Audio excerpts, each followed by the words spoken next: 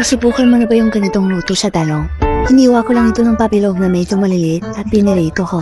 Nagkulay pa yung na okay na yan, nilagay sa strainer para tumulo yung mantika. Nagisa naman ako ng sibuyas at bawang at lagyan ng konting soap na diniling na patoy. Tinimplahan ko lang ito ng paminta at konting asin habang ginigisa para may lasa na din. Nung medyo toasted na, tsaka ko nilagay yung oyster sauce. Haluin ng kaunti para hindi magtutong at sinabay ko na rin yung tomato sauce.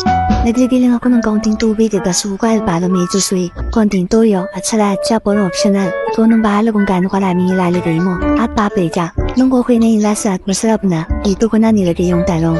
Pinakulo ko lang ng 3 minutes at tinalo ng dahan-dahan para hindi matulog. Ayan na guys.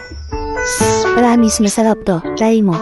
Yung lasa nyo may pagka-sweet and spicy. Kaya subukan mo na to kahit papano. Maging sweet ka naman kahit sa ulam lang. Tara kain tayo. Nakakadaka.